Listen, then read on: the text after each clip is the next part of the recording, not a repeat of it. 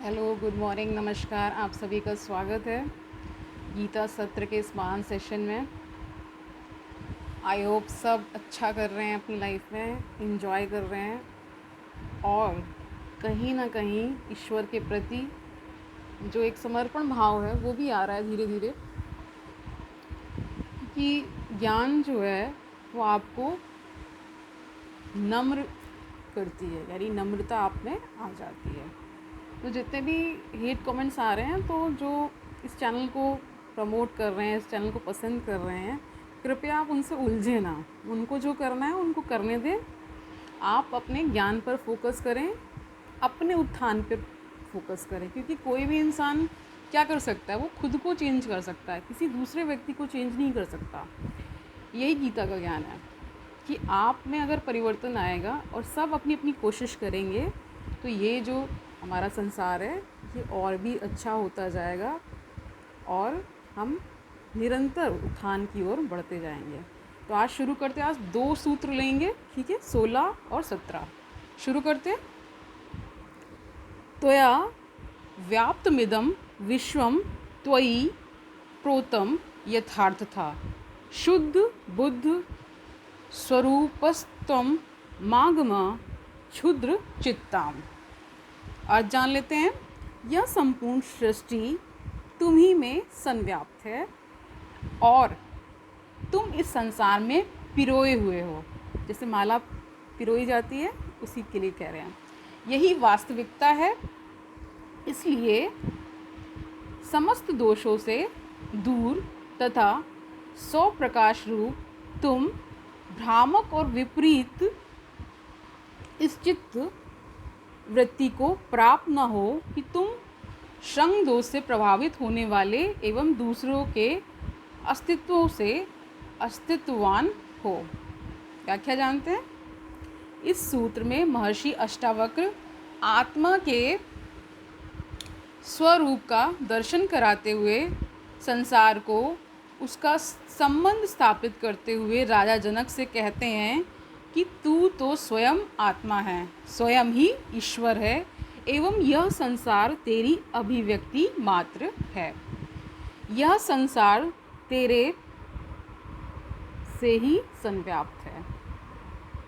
इसके प्रत्येक कण में तेरी, मतलब कह रहे हैं कि कह रहे हैं कि ये संसार जो है किससे संव्याप्त है? लोगों से। बहुत सारे लोग हैं और बहुत सारे लोगों को मिला करके जैसे एक माला बनाई जाती है ना, डिफरेंट मोती लगा करके, कभी फूलों की भी बनती है। तो उसी प्रकार जो एक एक जन है ना, वो कह रहे हैं कि एक एक जन उस माला का, मतलब माला पूरी एक एक लोगों से बनी हुई है। वो कह रहे हैं संसार के प्रत्येक जो भी व्यक्ति हैं, जितने भी जीव जंतु, सबको मिला करके ये कहा जा रहा है। तो यह संसार तेरे से ही संव्याप्त है, इसके प्रत्येक कण में तेरा ही स्वरूप समाहित है। और इसमें देखिए, जैसे कहा जाता है कि कण कण में ईश्वर विद्यमान है और जितने भी जीव जंतु उसमें भी ईश्वर विद्यमान है, वैसे हमारे हृदय में भी ईश्वर विद्यमान है, बस उसे जान लेना ही मुक्ति है। यह संसार तेरे से ही संव्याप्त है, इसके प्रत्येक कण में तेरा ही स्वरूप समाहित है, इसका स्पर्श तेरा ही स्पर्श है, इसकी धड़कन तेरी ही धड़कन है। यहाँ मैं कुछ आपको समझाना चाहूँगी। ये जितना राग द्वेष लड़ाई झगड़ा ये इस वजह से हो रहा है क्योंकि जब हम दूसरे को अलग समझते हैं कि वो पराया है, तब ये चीज़ें होती हैं। जब आप ये जान लेंगे कि हम सब एक ही हैं, तो फिर आप लड़ाई किससे करेंगे? तो वही चीज़ है यहाँ पे। तो जो लोग नहीं समझ पाते वो सब झगड़े फसाद में फंसे हुए हैं, दूसरों को ट्रोल करना और दूसरों को मतलब नीचा दिखाना, इस पे वो अपनी एनर्जी वेस्ट करते हैं, जो कि कंप्लीट वेस्टेज है, सभी जानते हैं।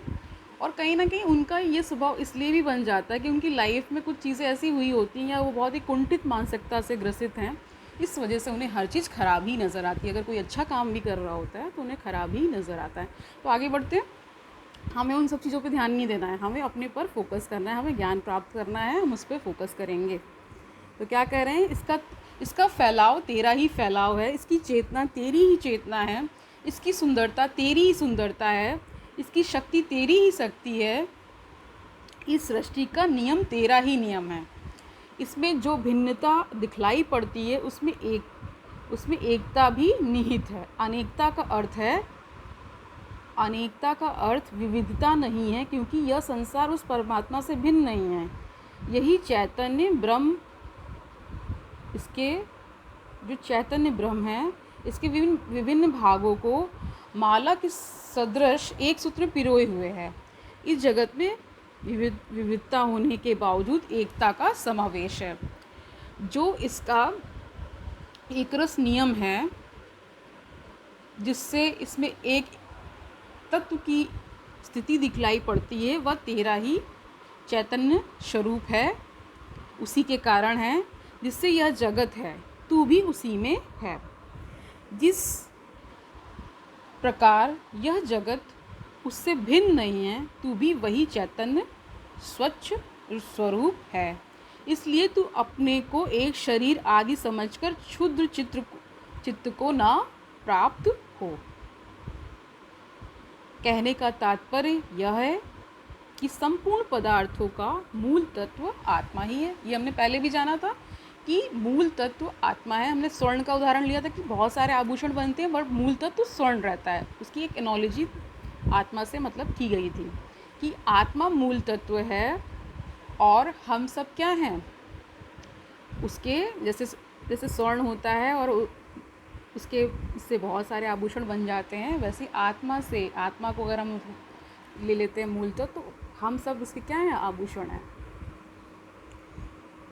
आगे बढ़ते हैं। तो कह रहे हैं कि इसलिए तू अपने को एक शरीर आदि समझकर क्षुद्र चित्त को प्राप्त ना हो। कहने का तात्पर्य यह है कि संपूर्ण पदार्थों का मूल तत्व आत्मा ही है और आत्मा भिन्न भिन्न नहीं होती, अपितु एक ही है जो सर्वत्र अर्थात सब में व्याप्त है। इसलिए आत्मा की दृष्टि से सभी जीवों में एक समानता है। आत्मा को भिन्न भिन्न मानना तो अज्ञानता है, परंतु स्वयं को शरीर मान लेना उससे भी बड़ी अज्ञानता है। खुद को शरीर मान लेना भी अज्ञानता है, ये बता रहे हैं। अर्थात महाअज्ञानता है, मूर्खता है। ऐसे मूर्ख व्यक्ति अपने को क्षुद्र चित्त यानी छोटे हृदय वाले क्षुद्र चित्त हीन समझते हैं। जो आत्मज्ञानी होता है वे स्वयं को हीन नहीं समझता। ठीक है, 17 देख लेते हैं। निरपेक्षो निर्विकारो निर्भरा शीतलाशया अगाध बुद्धिर्क्षुब्धो भव चिन्मात्र वासना। और जानते हैं निरपेक्ष यानी जिसे किसी की अपेक्षा ना हो, निर्विकार जिसमें कोई किसी भी प्रकार का विकार ना उत्पन्न होता हो, स्वनिर्भर जिस पर सभी निर्भर हैं, शांति का स्थान है जो अति विस्तृत बुद्धि ज्ञान रूप है, जिसमें किसी भी प्रकार का कोई क्षोभ यानी बेचैनी नहीं उत्पन्न होता, ऐसा चैतन्य रूप है तेरा। इसलिए तू उसमें अपने सच्चे स्वरूप में निवास कर स्थित हो जा, ये कह रहे हैं। आगे इसकी व्याख्या देखते हैं। महर्षि अष्टावक्र ने राजा जनक को जो आत्म स्वरूप का ज्ञान दिया है, इस सूत्र में अष्टावक्र उसी ज्ञान को और सुदृढ़ करने के लिए कहते हैं। क्या कहते हैं आगे कि तू आत्मा होने के कारण निरपेक्ष है, अपेक्षा रहित है, क्योंकि आत्मा की कोई अपेक्षा नहीं होती। हमने पहले भी जाना था कि आत्मा में कोई विकार नहीं होता। आत्मा क्या है, दृष्टा भाव में जीती है। ठीक है, अपेक्षाएं तो सिर्फ शरीर तथा मन की होती है। तू निर्दोष है, क्षुधा और तृष्णा। कह रहे हैं कि आत्मा तो निर्दोष है, मतलब उसमें कोई दोष नहीं लगाया जा सकता, उसमें नहीं कोई दोष होता है। और आत्मा दृष्टा भाव में जीती है, यानी वो सब देखती रहती है, उसमें कोई विकार नहीं उत्पन्न होता, वो निरपेक्ष है, उसकी कोई अपेक्षा भी नहीं है। तो उस स्थिति को प्राप्त करना ही लक्ष्य है हम लोगों का। और जैसे हमने पहले भी जाना कि जो महर्षि यानी ऋषिगण होते थे वो मौन हो जाते थे। मौन की स्थिति ही दृष्टा भाव की स्थिति है। ठीक है, और अगर वो स्थिति आप में आती है तो आप स्वयं अगर उसके पाथ पे भी चलते हैं तो आपको चेंजेस दिखेंगे। आपको क्रोध कम आने लगेगा, आपके भोजन इन सब चीज़ों में चेंजेस आने लगेंगे, आप मतलब नियमित खाने लगेंगे, आप हर चीज़ बहुत नियमित करने लगेंगे, मतलब जितनी की आवश्यकता है केवल उतना ही करेंगे। तो आगे बढ़ते हैं। कह रहे हैं क्योंकि आत्मा की कोई अपेक्षा नहीं होती है, अपेक्षाएं तो सिर्फ शरीर तथा मन की होती है। तू निर्दोष है, क्षुधा और तृषा प्राण के धर्म हैं, दुख एवं प्रेम मन के लक्षण हैं, यानी जो आपको दुख होता है वो भी मन से आ रहा है, तथा जीवन व मृत्यु शरीर के धर्म हैं। ठीक है, ये आत्मा के धर्म नहीं हैं। आत्मा सिर्फ दृष्टा है, इसलिए निर्विकार है, यानी विकार रहित है। क्योंकि तुझे अपने शरीर पर अभिमान है, इसलिए तू अपने आप को दोषी समझता है, और इसी कारण तू स्वयं को क्या कह रहा है, प्रमुख पेक्षी मानता है, अन्यथा तू स्वयं पर ही निर्भर है। आत्मा स्वनिर्भर है, अर्थात आत्मा किसी पर निर्भर नहीं होती है। तू आत्मस्वरूप होने के कारण शांति तथा मुक्ति का स्थान है। अशांति तेरा स्वभाव नहीं है। यह संघर्ष, लूट, हत्या, चोरी चकारी, छीना झपट, बेचैनी, महत्वाकांक्षा, द्वेष, आक्रोश इत्यादि सब राजनीति है, जो व्यक्ति की मानसिक और भौतिक प्रतिष्ठा का रूप है। मनुष्य की दैनिक प्रतिभा का दुरुपयोग है, इसमें कहीं शांति और चैन नहीं है। इसलिए क्या कह रहे हैं कि ये सब जितने भी आपके अंदर विकार हैं, जैसे कि बेचैनी, महत्वाकांक्षा, छीन झपट करना, चोरी चकारी करना, ये सब क्या है, ये सब मतलब कह रहे हैं कि राजनीति है। राजनीति को वैसे ही आज के परिप्रेक्ष्य में भी देखा जाए तो क्या है, बहुत ज़्यादा दूषित हो चुकी है। अच्छे लोग तो जाते नहीं हैं, और जब अच्छे लोग नहीं जाते हैं तो आपने बुरे लोगों के लिए सीट खाली कर रखी है, तो ये होना ही है। बट इसमें भी कई अपवाद हैं, क्योंकि अपवाद हर जगह होते हैं।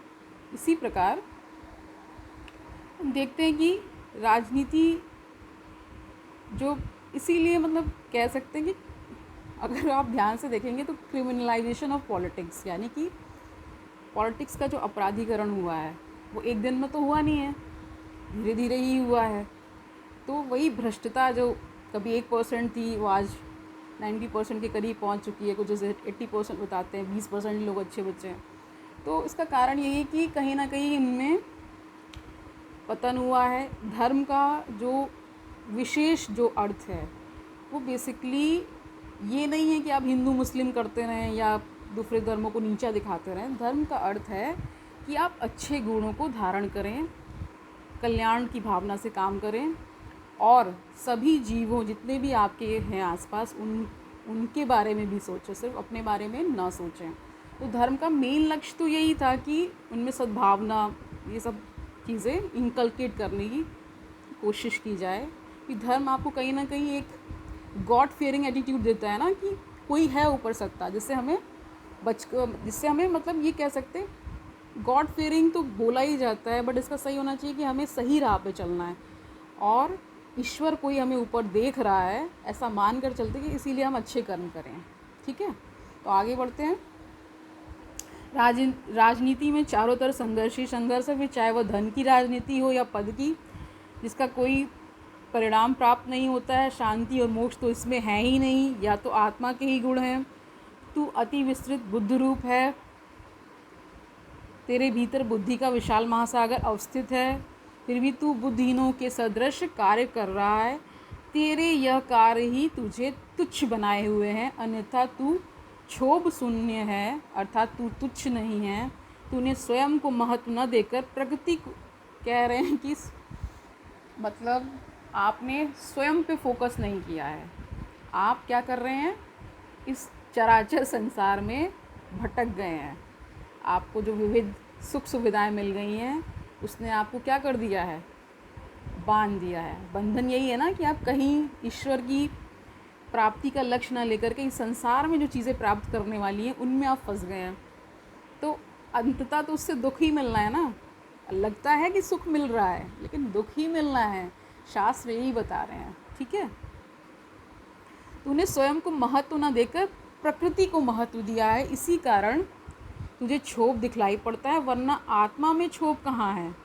अतः तू स्वयं को, कह रहे हैं कि आत्मा में कुछ तो क्षोभ होता ही नहीं, उसको तो दुख होता नहीं है, शरीर को दुख होता है, ठीक है। अतः तू स्वयं से परे के पदार्थों की इच्छा का त्याग करके इस चैतन्य मात्र आत्मा में निष्ठा रखने वाला हो।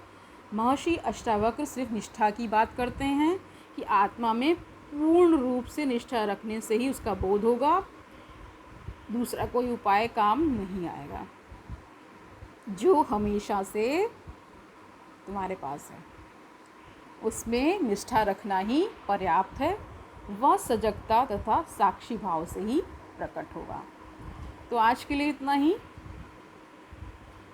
प्लीज़ आप लोग आपस में लड़ाई ना करें चैनल में, और इस ज्ञान का आनंद लें, इस ज्ञान पर चलने की कोशिश करें। अगर एक भी चीज़ अगर आप अपने जीवन में उतारते हैं तो निश्चय ही परिवर्तन होगा, और प्रभु में आस्था रखेंगे तो सब अच्छा ही होगा, ठीक है। Don't fight. हरि ओम तत्सत।